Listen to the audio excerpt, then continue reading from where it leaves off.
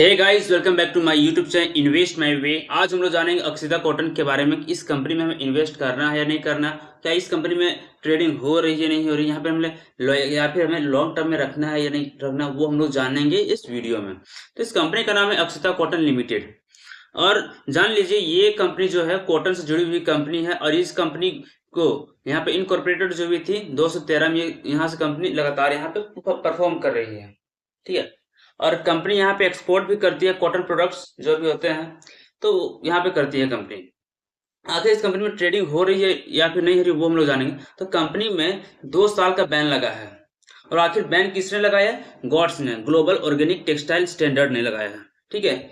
ये जो संस्था है, इसने इस कंपनी में बैन लगाया है। और बैन क्यों लगाया कि इस संस्था ने इस कंपनी को पाया कि यहाँ पर कि कंपनी फ्रॉड कर रही है और कुछ यहाँ पे गलत एक्टिविटी कर रही है, इसीलिए कंपनी ने यहाँ पर बैन लगाया। वो भी बैन कब लगा है? सितंबर 2024 में बैन लगा है।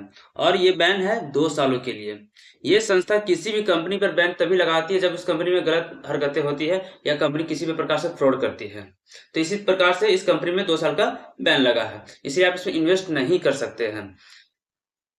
और ग्लोबल ऑर्गेनिक टेक्सटाइल ने इन्वेस्टिगेशन में पाया कि कंपनी में कुछ फ्रॉड हो रहा है और यहाँ पे ओवर सेलिंग हो रहा है। ओवर सेलिंग का मतलब क्या है? पंप और डंप हो रहा है। मतलब एक दिन बहुत अच्छी खासी खरीदारी है तो कंपनी का शेयर ऊपर चला जाता है, उसका अगले दिन भी चला जाता है। और इसी वजह से रिटेल ट्रेडर्स जो होते हैं वो खरीदते हैं और अचानक उसमें प्रॉफिट बुकिंग होती है और वहाँ पे सारे के सारे स्टॉक्स बिक जाते हैं। इसी की वजह से यहाँ पे रिटेल ट्रेडर्स को नुकसान भी होता है और इसी वजह से यहाँ पे ओवर सेलिंग और जितने प्रोडक्ट्स हैं नहीं कंपनी के पास उतनी सेल हो रही है, उसमें सेल हो रहा है। और इसी कारण से इस कंपनी पे जांच बैठी है और वो भी बैठा है गॉड्स ने, ग्लोबल ऑर्गेनिक टेक्सटाइल स्टैंडर्ड ने।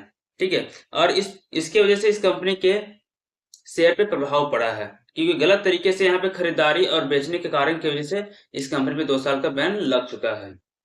और इसी वजह से यहाँ पर देख सकते हैं कि इस कंपनी का शेयर है में अभी कोई खरीदारी नहीं है। यहाँ पे शेयर जितना भी रुका हुआ है 8 रुपये 81 पैसे इसलिए रुका हुआ है यहाँ पर क्लोजिंग पर भी। ठीक है। तो इसीलिए यहाँ पर जान लीजिए कि ये जो शेयर है, यहाँ पे जब तक यहाँ पे बैन से हटता नहीं तब तक हम लोग यहाँ कुछ कर नहीं सकते हैं। और यहाँ पे हम लोग देख सकते हैं, अगर ये स्टॉक आपके पास है तो आप इसे होल्ड करके रखें। 2 साल के बाद ही पता चलेगा, जब इसका बैन हटेगा तब 2026 में, जब हट जाएगा तब पता चलेगा सितंबर 2026 में। तब ये कंपनी किस तरह परफॉर्म करती है और वो पता चलेगा इसका बैलेंस शीट से। हालांकि बैलेंस शीट कुछ खास है नहीं, कंपनी धीरे धीरे परफॉर्म अच्छा तो रिकवर करने की कोशिश कर रही है, लेकिन 2 साल में क्या होता है वो देखने वाली बात है। अगर आपके पास है तो आप होल्ड करें, उसके पास कोई चारा नहीं है, लेकिन कंपनी हो सकता है आने वाले समय अच्छा खासा परफॉर्म कर सकती है। और आपको क्या लगता है मेरे इस वीडियो के नीचे कमेंट करके जरूर बताएं। और वीडियो ये और जानकारी अच्छी लगे तो मेरे चैनल को लाइक और सब्सक्राइब जरूर करें। Thank you.